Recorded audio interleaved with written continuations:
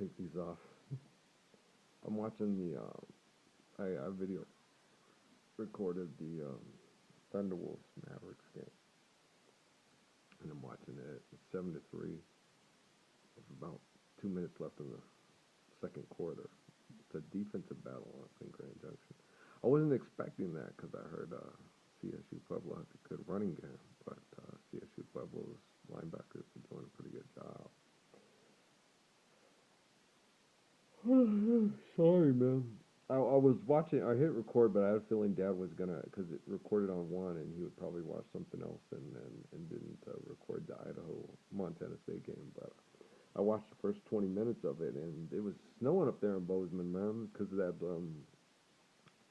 They probably had a low pressure system kind of thing or something, and then this tropical movement stuff that's been blowing up through here probably pushed its way all the way through. I don't know what's happening or something. I don't know, or maybe it's coming down from Canada because I saw in Colorado today they had the CSU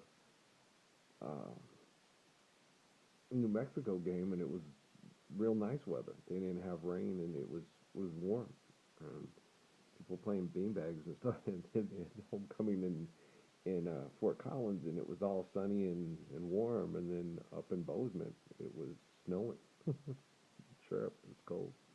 But I looked at some of the weather patterns and stuff. I have to watch. I haven't watched the Weather Channel, but it looks like a lot of things are um, pushing a lot of rain into certain places where they're growing industrially, and you could feel the warmth here with the weather that came through. It was cool, and then the rain came through, and it was a tropical movement to bring in moisture. And then I'm wondering how that's going to work with the tropical movement bringing in the moisture, and then the cold coming down from the north. I'm wondering how that's going to work this winter with the contrast of bringing in more moisture to try to balance what the humans are doing with mechanization, and then the cold to try to help restore the ecosystem and the temperature to make it sustainable for life. What is the planet going to do to what the human beings are doing? Because the human beings aren't on the same page, and they're still stupid and wacko. You know. So I sit and I watch and I feel, and I'm a part of the wackos too. Yeah, I get up and go shopping and drive my truck, and I try not to go too much. I got a few things every once in a while. I get okay. I'm gonna go get this. I'm trying to get to a place where I really just go from which I mostly do. I go from work to home to work, and that's about it. I don't do much of anything else. I do have a feeling though that when basketball season comes around, that I'll probably go check a few basketball games. Um, I haven't hit any of the volleyball games, but every time I think I've been on, I think I've been working. But a lot of times with the days I get off, like on Tuesdays or Thursdays or Wednesdays, and that's when they have some of the basketball games. I'll probably be able to check it out. I'll check the schedules when the schedule's out and the and my days off. And then if I have a day off to go to a basketball game that night, I probably will. Because I like having a time. I don't like going on the when I got to work and go to work, and I hate rushing myself. And like when I go shopping, and if I have shopping errands to do, um, sometimes I'll go on a work day. But most of the time, I like to do it on the days I'm off. Because I can go to the store, I can drive real slow, and put my MP3 player with the little connection thing to my radio and listen to my music, and I can just take my time. I can just drive in there, go in, walk around. I can look, I can relax. I don't have to be in a hurry because I don't have to be nowhere. So I'm like, I love it. I'm like, okay, and I've got so. And I'll run it. I got a thing for Dad here at the store today, and I got some other stuff what I had to get. Well, I had to go get another fleece jacket thing for work because I realized that it gets messy or dirty sometimes when I'm working, so I wanted to get two so I could alternate them in between washes. And then while I was there, I grabbed two more Aggie T-shirts. I grabbed the Aggie basketball T-shirt and the Aggie Memorial Stadium T-shirt. And then went and got this thing for Dad, a little. I got that MP3 thing for him at Walmart, but the one they had at Best Buy was so much better. he can't read the other one, and he can't get his music playing. It screws up and it frustrates him. And this one lights up and plays and has a shuffle and all the things we wanted on it. So it's a couple dollars more, but tomorrow I'm gonna go over to his house and hook it up to his computer and load all his music on it. You can also load books on it and stuff. So I was like sitting there going, wow, if he has any audio books on disc or anything like that, I don't know. Or he could get an app. Maybe he's got an app with audiobooks on his iPad. But he could use his iPad and plug his iPad into the. I don't know. I don't think you'd want to listen to a book where you drive. It's more fun to listen to Waylon Jennings and Anne Murray and Emmylou Harris. You know? Yeah, when he drives to Tucson, because I'm sure he'll make a few more trips to Tucson and try to get things to make his trips more comfortable. There's old Zeke. Yeah, I was sleeping good. The cats woke me up. We'll see if I can sleep good tonight. I don't know. I'll find out. And then I'm not worried about it because the cats, I don't think they'll fight again tonight. I think there was something. I think I forgot to put food in the bowl yesterday because it was raining. And I put food in there today. And I checked out in the shed to move the things over in case the coons, they can get that food. They came last night, little suckers. They can open up the cabinets, man, and get into everything. Little shit. I had to put everything away because I'm like, yeah, man, I don't want to,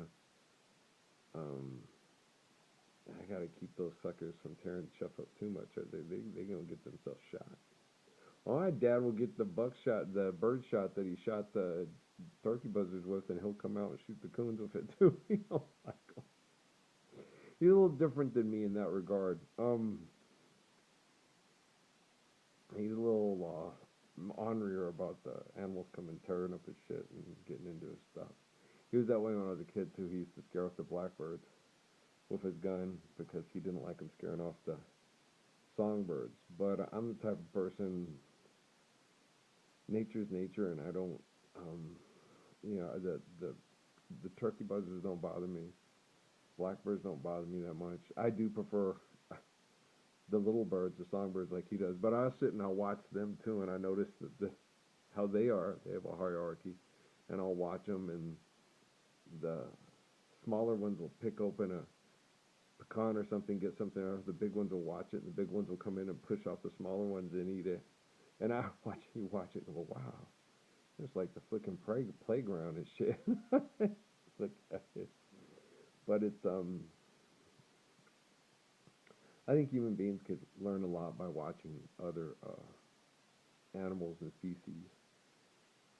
And you know, I just love I love the gospel so much, and I love the Prophet Muhammad. You know, and when you read the parts of the gospels that he spoke and that other people wrote down, and I still don't believe other people. He was the Quran, and other people wrote down the Quran instead of living the Quran, and they're not as faithful and religious as him. There's this song, the percussions or something like that on my 2K basketball things, and the guy goes in. It goes deeper than religion. You can't help but expose it. Take a look at a child, and you'll see. It's you can't go deeper than religion. No, if you claim to go deeper than religion, then you don't understand religion. Religion is faith in an infinite source of life and understanding our eternal connection through this infinite source of life. You can't go no deeper than that. And if you think you're going deeper than that, you're just trying to sell yourself into something. You're selling faith and glory of God short, and then you've lost the depth of religion.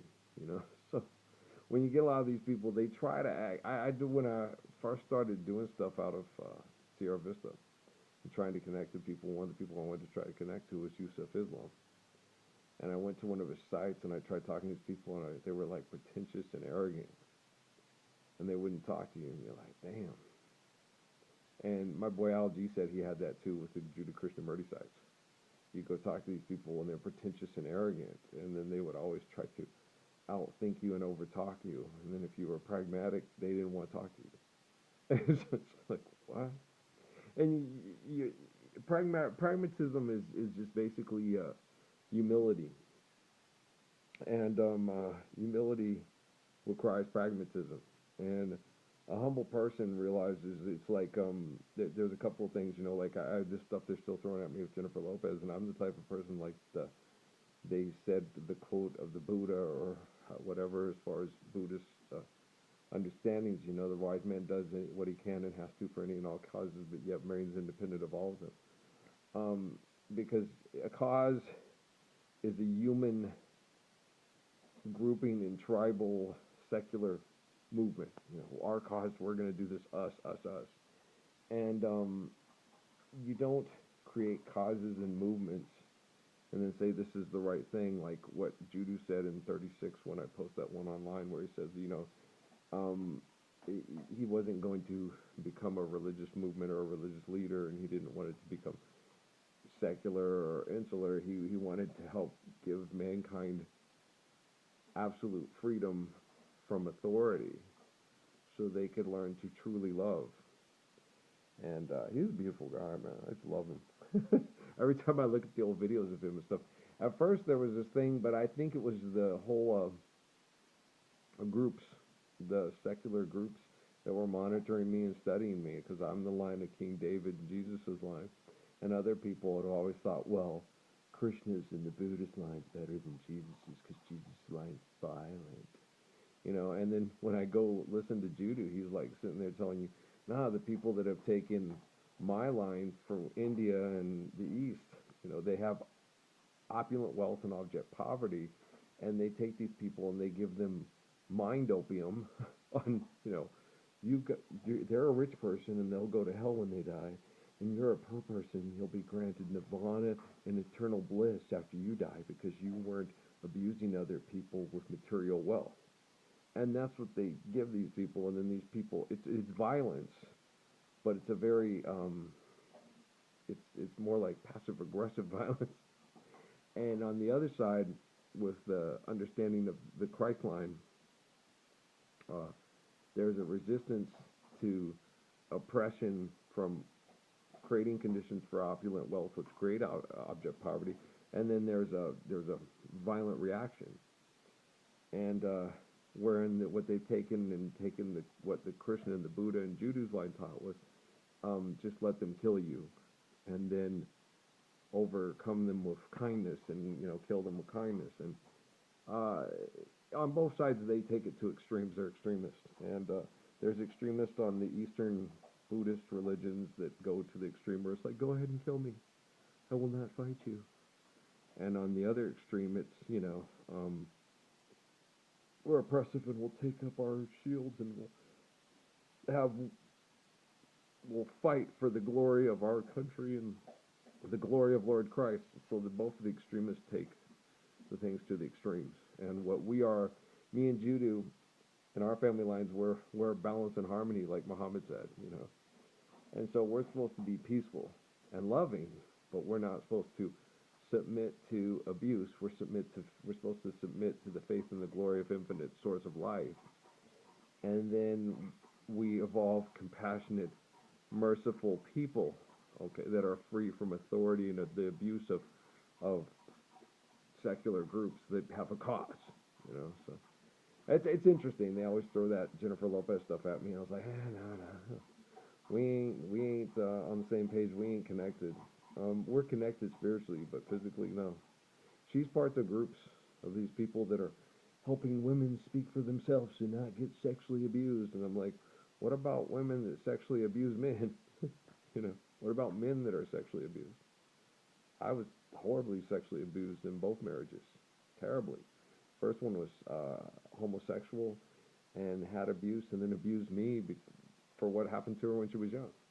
Second one was probably most likely manipulated and abused and learned to abuse people as she got older. And because I wouldn't do what she wanted to do sexually because I was raised in a less abusive sexual environment, she abused me for not being freaky enough, for not wanting to go out and have sex with the neighbor and his wife and all at the same time. And I don't want to do that. I just like having sex with you. You're my wife. I want to have kids with you, have sex with you, and not fuck the neighbor and his wife at the same time. I'm funny like that. I'm okay with just having sex with you.